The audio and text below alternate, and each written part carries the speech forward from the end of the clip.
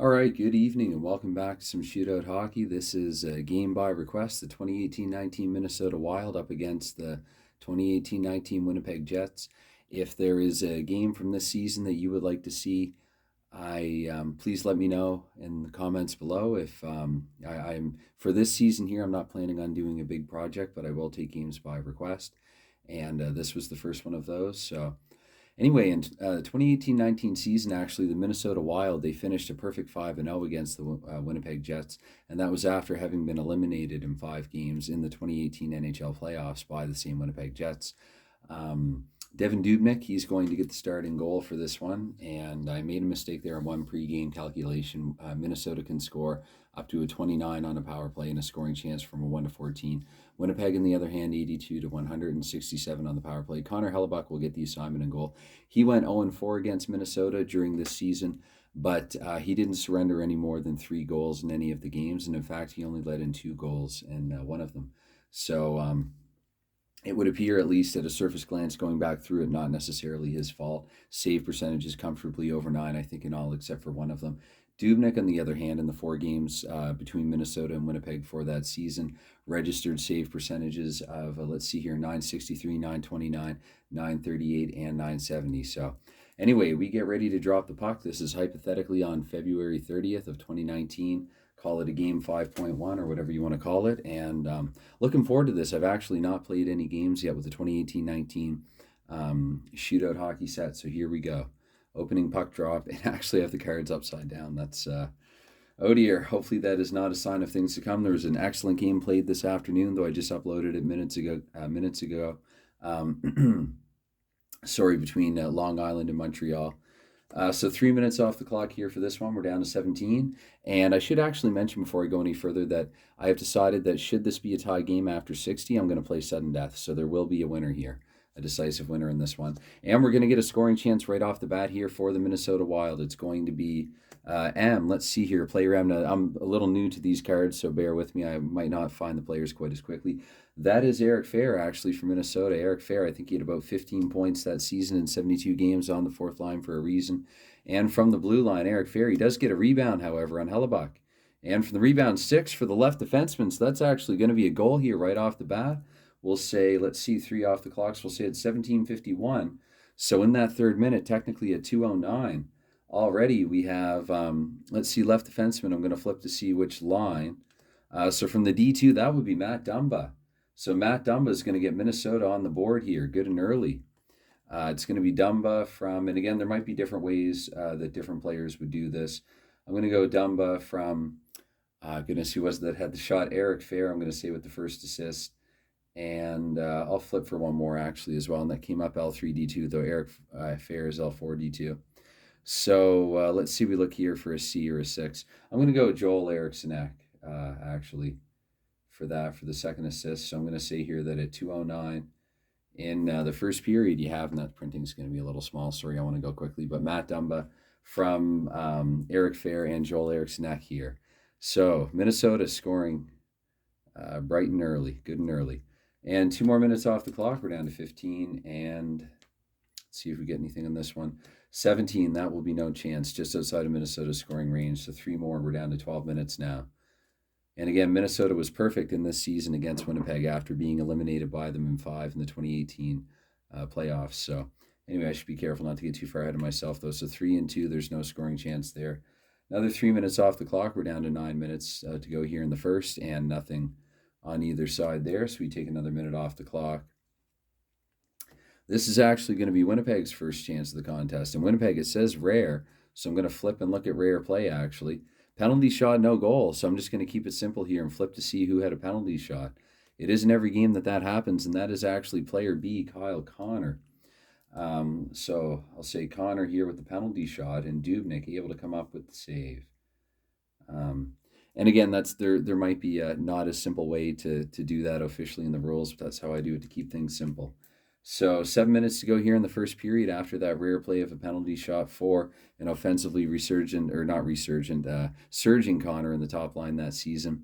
And again, I have to be careful about talking and flipping at the same time. Multitasking is not my strength. So 18, actually, that would be no chance for either side. We're going to take another minute off the clock here. We're down to 6. to go here in the first period, and 48, that's going to be a 2-minute penalty possibly to Minnesota. We look for WZ2, and again, these are newer cards, but I do see some W's at least for Minnesota, so we're going to say Minnesota penalty here. After Kyle Connor missed in the penalty shot, the Jets are going to go up player for the next couple of minutes. And 72, that will be a power play chance right in the opening power play minutes. So just over 5 minutes here to go in the first period. C with the power play opportunity, that's Patrick Laine. Laine in the slot. And yes, like nobody's business, Patrick Laine, he's going to get the power play goal to get Winnipeg here on the board. We have a 1-1 tie game. So we'll say Patrick Laine on the power play. I'll take the seconds off that card, actually. That is with 5 minutes and 49 seconds to go in the first period. And actually, Patrick Laine, he struggled in 2018-19. His totals fell to just 30 goals after 44 in the prior season when he was looking like he would be a candidate for the Rocket Richard Trophy win in the following season. Anyway, this is L2D1, and Laine does play an L2. So let's see, L2RD, Dustin Buffling. I could see him maybe having a little time. I don't know. There stranger things have happened in history. And actually, Winnipeg struggled with injuries in the blue line, so it's quite conceivable that should one of these other, should Trouba or maybe Morrissey have been out, Buffling might have seen some time on the power play in the point. I can't actually recall if he would have manned their power play or not. But anyways, let's see here. We had 3 DB, so RD, Buffling, and LD. Actually, yeah, normally, you'd have the fourth forward, but I'm just going to go with, Buffling actually did play forward sometimes. At least he did in Chicago. So let's say Laine from Buffling and Morrissey, and we'll try to move on with it here. We have a tie game at 1 with 5:49 to go here in the first period. So 4 more minutes off the clock. That's going to bring us down to 1. And actually a chance for a possible penalty here for Winnipeg. ZX2 for the Jets.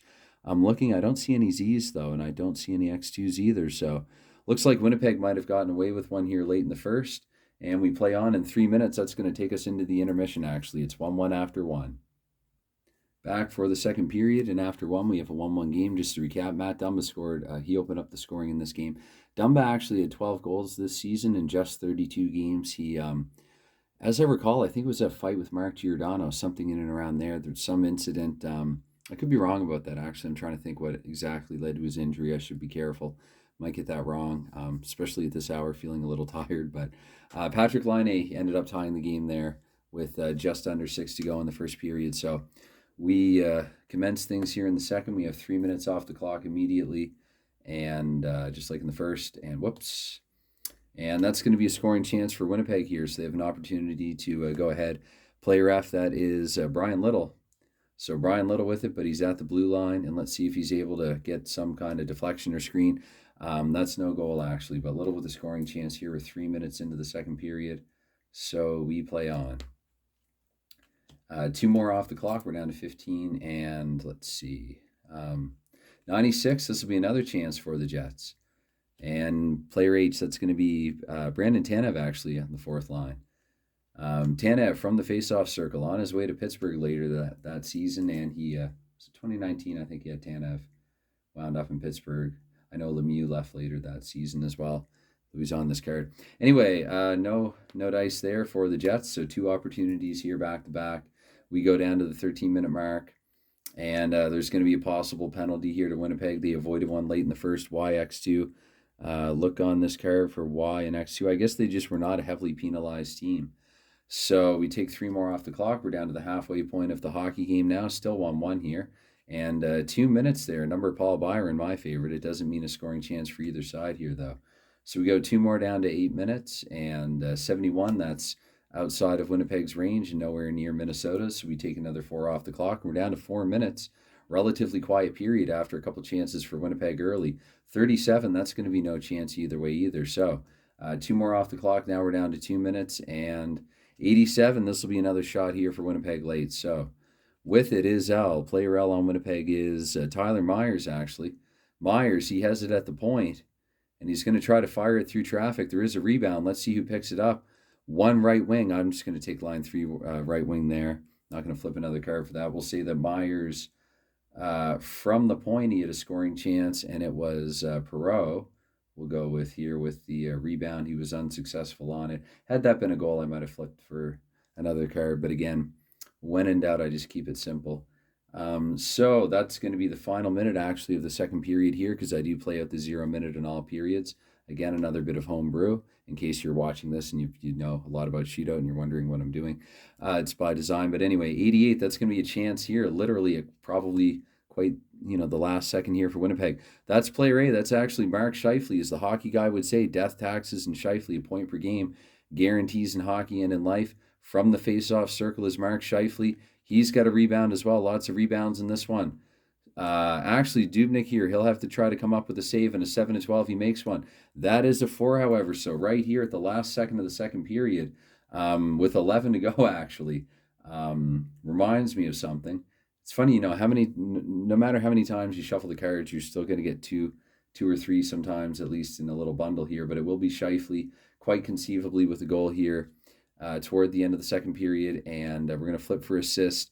That's going to be L1, possibly a defense from the bench. Scheifele can't assist on his own goal, nor can he assist on his own goal. So Scheifele, the assist, at least if nothing else, are a little different there.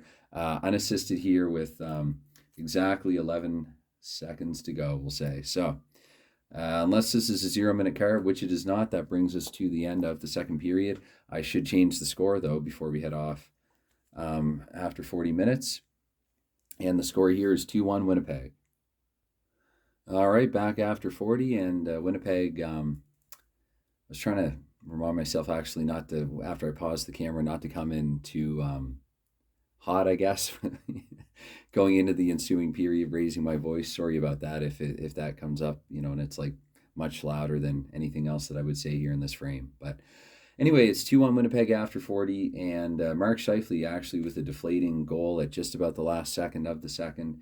And so we resume play here in the third. Minnesota, and what I do here, actually, it's a 0-minute. I'm just going to kind of disregard this card and flip another. Again, that's how I do it.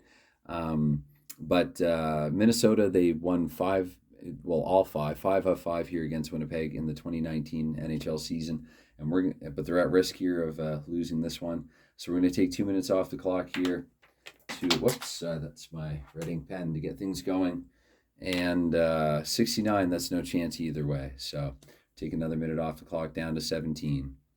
And again, should this end in a tie, I will play sudden death, no 3-on-3 or shootout for me. So hopefully that's okay. 17 and 7, that's going to be a chance actually for Winnipeg. Let me double check to make sure that again, this whole talking, flipping, multitasking probably needs a little work. No, it's 17. No, I apologize, actually. That technically would not be a scoring chance for Minnesota. Sorry about that. I'm not trying to rig it against them or anything like that, but we're going to take another minute off the clock here, so 16. There will be a chance for Minnesota, though. It was meant to be. So Minnesota here, B.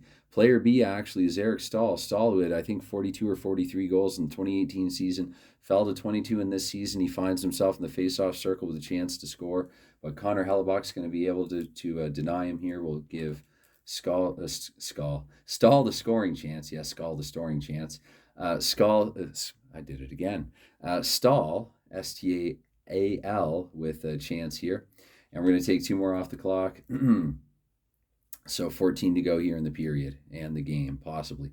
That could be a penalty against Minnesota. So we check XY2, and I see Nate Seeler here with an X. So Seeler, yes. So Minnesota here, penalty, 2 minutes.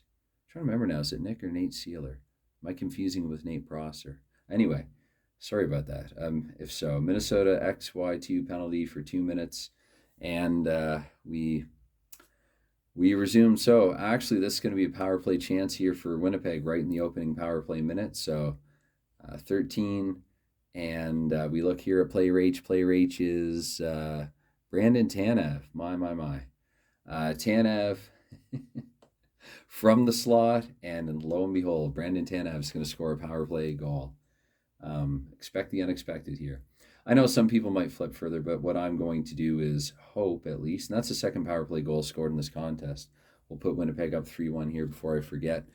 We are at Bell MTS Place, if you want to say technically, so I don't know, maybe Winnipeg has a bit of an advantage here at home. Perhaps also some biased officiating at play here that put Minnesota in the box. But Tanev, I'm going to flip and hope that it's a higher line. So we'll say L2D1, any players from L2D1, and Tanev maybe was just taking a bit of odd time there in the power play. Look for an R5. Actually, I don't see any among the L2D1. Let's flip again. The RW, that would be Patrick Laine, actually, so his second point of the contest. And because it's a power play goal, I'm going to flip one more, actually. And a bit of a mess, this one, actually. I'll use this one just for time. So I'm going to say with 13:17 to go, it's Tanev from Patrick Laine in the power play. Sometimes things don't always work out quite as cleanly as you would like them to in this one. And this is over 15 minutes now, so let's bring it down to the 10-minute mark here of the third period. 33, that's no chance either way. And we're going to take another minute off the clock down to 9 minutes. And 64, that's no chance for either side. So 3 more minutes now, down to 6. And 63, once again, no chance either way. So we're going down to 5 minutes. Minnesota could have used that one. And penalty versus home. In the final 5 minutes of the contest in the third period, I don't award penalties. However, this would be 5 and some change. So we take a look here. VZ2 Winnipeg indeed has several V's, so it looks like they're heading to the box here with, we'll say, 5:25 to go here in the game. Just outside, though not within the final 5 minutes. So VZ2 in 2 minutes. And so Minnesota here with the power play, a chance to at least get to within 1. And oh my goodness, so 29. Actually, they needed 29 there to have a shot here on the power play in the first minute, but they do have another minute. And this time it's actually going to be a shorthanded chance the other way. And player E is Blake Wheeler, and his penalty is not V or Z2. So Wheeler, we're going to flip here to see if he gets the shorthanded marker. He does not, but with 3 to go, that's Wheeler with a shorthanded chance. So let's see, shorthanded scoring chance. We're going to flip again in 3 minutes. So we're down to the final minute of the contest. Minnesota unable to pull Dubnyk right away. And that's probably why, because 95 is a scoring chance for Winnipeg. Winnipeg, again, we're looking at B this time, Kyle Connor. Kyle Connor is going to be in the slot with it. And no goal, actually. So Dubnyk at least does try to keep his team in it. Comes up with a big save late here on Kyle Connor. I'll note the scoring chance here for Connor. And I'm going to, this is in the final minute, but I'm going to allow one more minute here to see if, or one more flip to see if Minnesota is able to at least score. And there's no goal there either way, no empty netter. And again, and that's not a 0 minute. So unfortunately, I mean, you can't always it's impossible to predict beforehand what kind of a game you're going to get. I was certainly hoping for the scintillating kind of game that I had this afternoon when the final score was 6-5 in overtime. Full disclosure, I tried to brush up on some of the players and their numbers and did a little research here before the game. Performances against one another, but I mean, we didn't really have a whole lot of action in this game. I didn't really get to talk about Mikko Koivu or Michael Granlund or anyone like that. So sorry about that, but that is just how it played out. Anyway, don't let this discourage you. I will still take games by request, specifically or particularly with the 2018-19 shootout season. It's 31 teams. It's a lot of teams, so I can't see myself taking on any kind of grandiose project with it, at least not right now. But certainly with this set in particular, if there's anyone who'd be interested in seeing a couple of teams matched up, you never have to twist my arm to get me to put Montreal on the board, and that could be up against anyone. It could be up against the historically great regular season that Tampa Bay had. And so, yeah, 3-1 is the final score here. Winnipeg over Minnesota in the battle of Finns. A lot of Finnish players here. And, yeah, sorry about this. I mean, I did my best. I was really, quite honestly hoping for a bit more of a back and forth contest. But like it is in real life, I mean, shootout's quite realistic, and you don't necessarily get that every single time out. So, but I do really like, I was going to mention, actually, I do really like the 2018-19 season. I think sometimes you get people into this hobby who, will, no, the game isn't quite as good as it used to be and things like, and it's not that I necessarily even disagree with that most of the time, but I don't know, the 2018-19 season was actually a really good season with a Stanley Cup final that went 7 games. Great, best of 7 between Boston and St. Louis. It looked actually like Boston was going to win it going into the 7th game. They were quite dominant in the first period. And during that series, when St. Louis beat Boston, they were just edging them. But Boston was really kind of blowing St. Louis out of the water there in a game or two. So anyway, I digress, though. It was a great season for Montreal, too, even though they didn't make the playoffs. They really, it was fun following their struggle they're trying, they really performed above expectations. So great year, 2018-19 NHL season. These are the shootout hockey cards. And again, if you have a game by request, please let me know. But again, that's definitely enough out of me for the time being. So bye for now.